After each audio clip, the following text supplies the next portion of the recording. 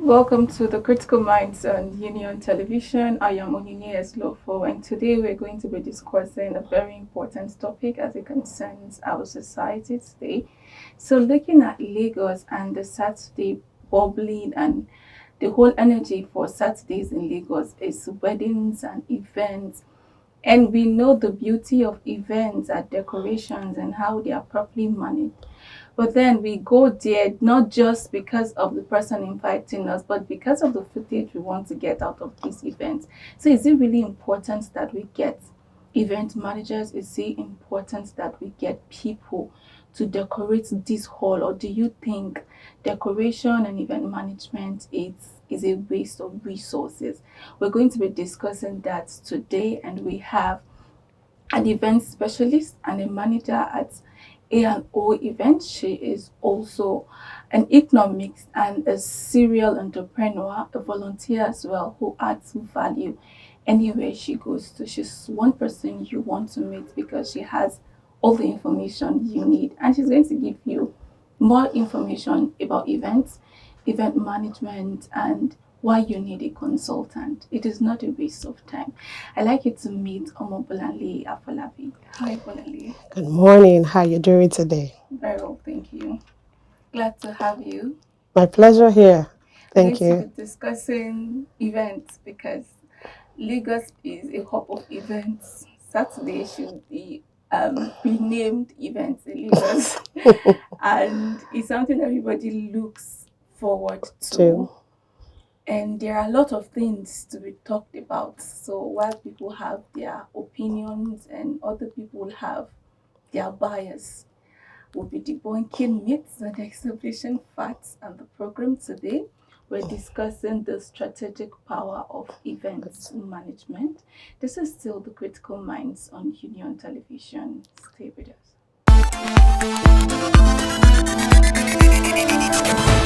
Welcome back to the Critical Minds on Union Television. We are still discussing the strategic power of events management, and I am Onyinye Eslofo. With me in the studio is still Omobolanle Afolabi. We're talking about how people manage events. We know events happen every time. So you even walk down the streets of Lagos, especially on Mondays, and there are drums, noise, food, canopies everywhere. There's something happening. There are events every time.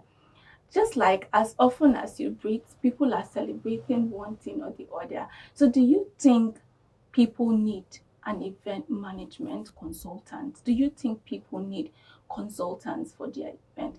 So, I'd like to start by knowing what you think or what your definition of an event management, what So, event so, management is, or who an event manager is. okay, thank you, Inye. First, I would say that for you to be able to have a very seamless, beautiful, coordinated event, whether it's a party, whether it's a conference, whether it's a roadshow, whatever kind of event you want to have, first is you are going to tell us why do you want to have the event. The why helps you to know what are the things that needs to be put in place. So I'll give you an example. You want to get married. There is always this pressure of, where the venue is going to be, how many number of guests are we going to have, and all that. There's so much that is involved in planning an event, whether it's a wedding, like we say, there's corporate events, there's social events, there are a lot of events. But first is we ask you, what is your objective? What do you want to achieve? What are you looking at doing? And afterward, we're not able to, plan. We're able to budget. We're able to consult the people that will be needed. I was speaking to a client yesterday, and she called me and said, "Ma, we need ushers." I said, "Okay, what do you need ushers for?" They are ushers and they are marketers. Ushers, an usher is not a marketer. Right. An usher, the service of an usher, the service of an hostess, they are all different. But how you just feel that everything that is events is, oh, because you are not a marketer, I can call you to come and be an usher in my event. No, different event has different things that we put into consideration when you are planning it. So first, event management has to do about the planning of your event from the beginning to the execution and even after the event. So I'll use a wedding for example. You have someone who wants to get married and they are thinking of where's the venue, who are the caterers, where are they going to lodge, are people coming in and out of the country, so do they need hotel where they're going to stay, many of these things. Sometimes these couples don't know about it. And then you hear people say, oh, I can do it. My brother does it. My sister does it. I always tell people, it's not everybody that can be an event planner because it takes a lot. There's a lot of work that is involved. And some people don't have that energy to be able to go through it. So an event planner is different from an event manager? Yes. So who is now an event manager? So an event manager, or so the terminologies are used like simultaneously. So you hear, I'm an event manager, I am an event planner. Planner and manager, we work together. Okay.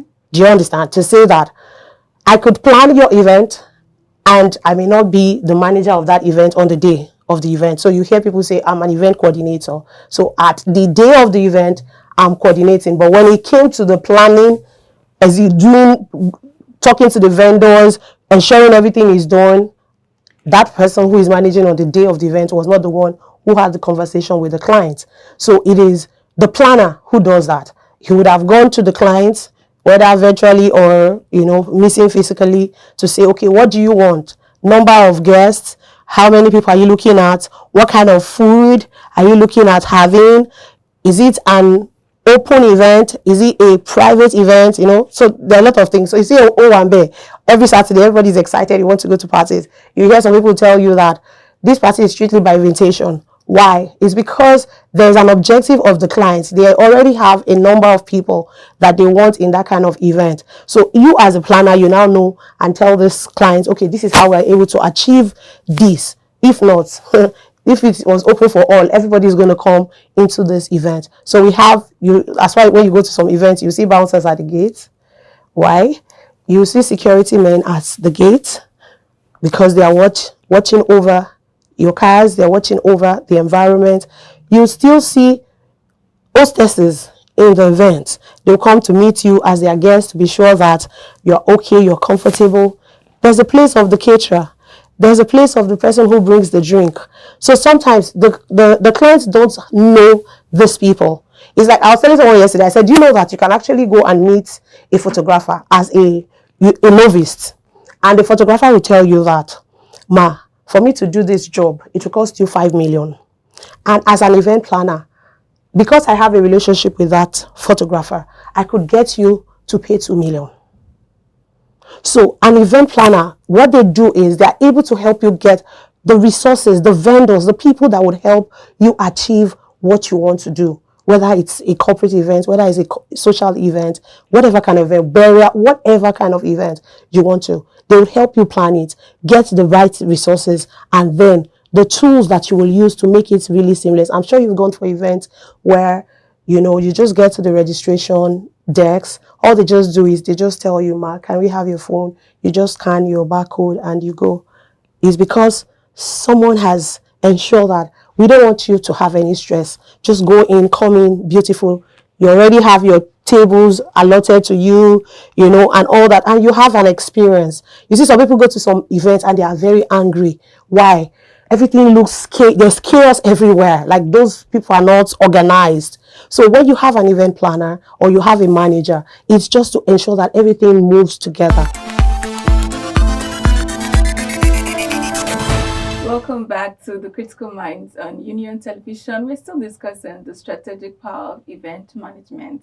And we're talking about event consultation. Do I need to consult an event planner, or do I need a consultant when I can get a planner? Because we have planners and we have managers and we have consultants. So you're consulting somebody who is not really going to be doing anything for you, and you're wasting money you should have been using to buy food. It's not making, it wouldn't add up for anybody who has an event, because at that time people tend to think deep. Okay. And ensure they allocate resources appropriately.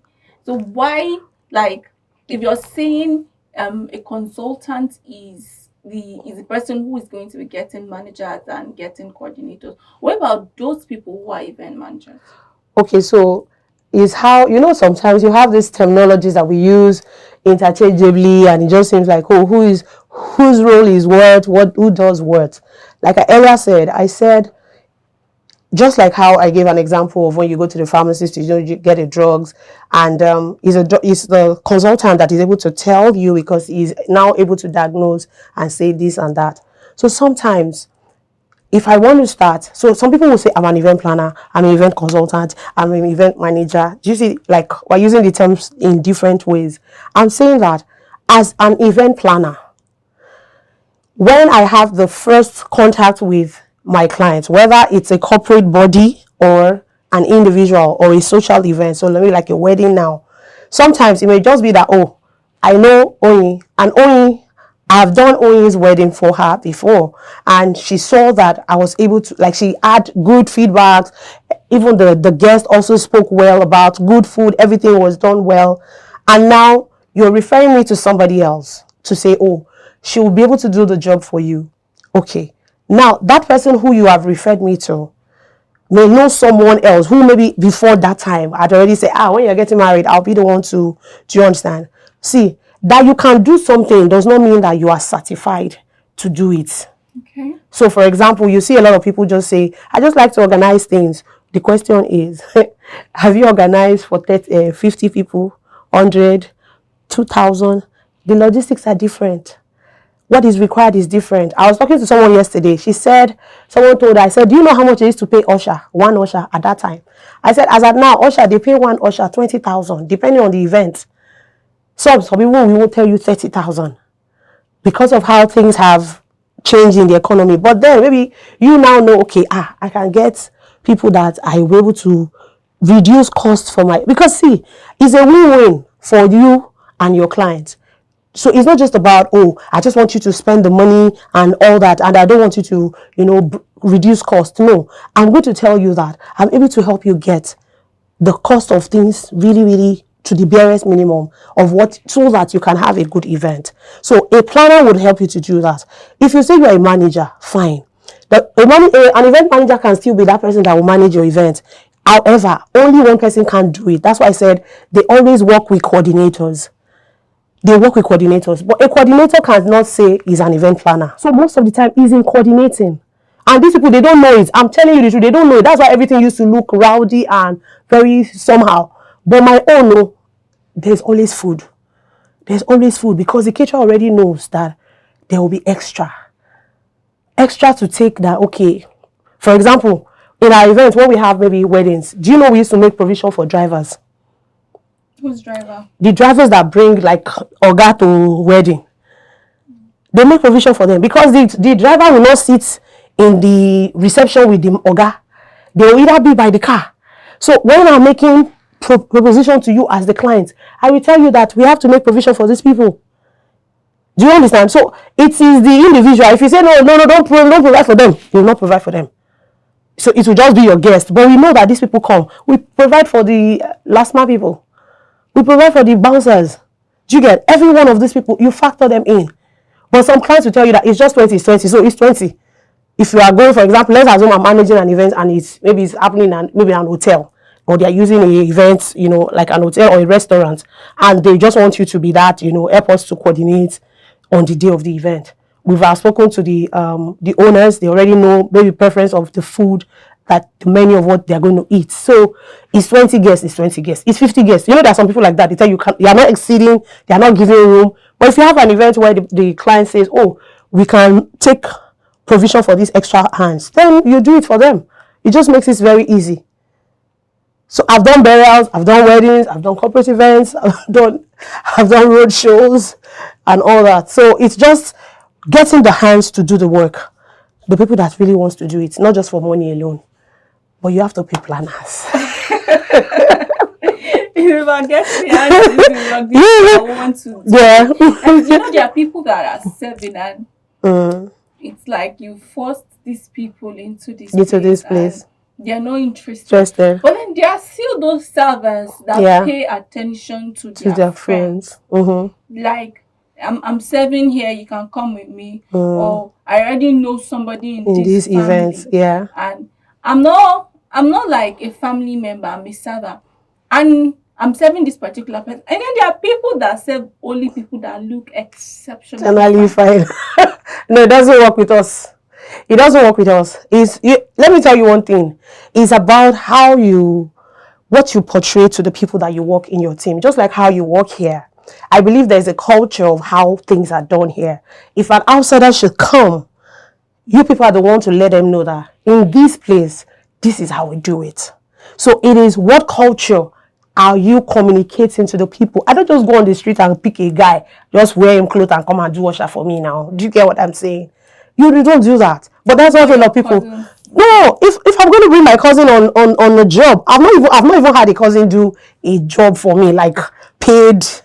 Maybe families, everybody will come together, you two are here. But like they pay me as a flanner, and I'll bring my cousin.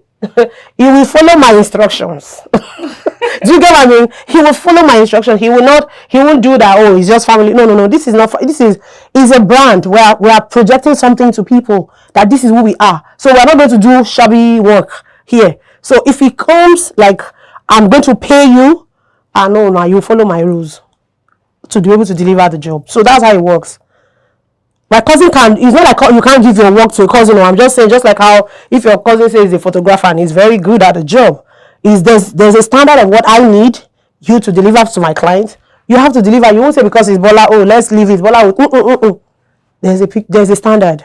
So do you train these people? Yes, we have. Yes, we do training. Yes, we do trainings when we want to bring them on board, we talk to them. So like when you're planning events, yes, it means you're training these hostess. But you know, some people, it's already their work. It's part of their work. If they register, so for example now, we have organizations who the only service they do is they provide ushers. Yes. That's they're registered for that kind of service.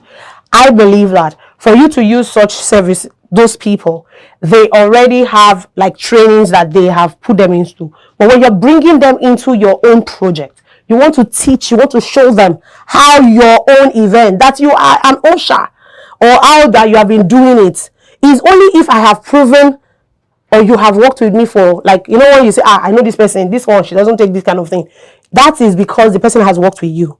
So what Mr. A accepts on their own event may not be what I accept, even though I know your company offers that service. So there's a place of orientation where you will now show them and tell them, okay, for example, when I was working, my former boss, she used to tell me that you don't hold your phone as an usher when you're working.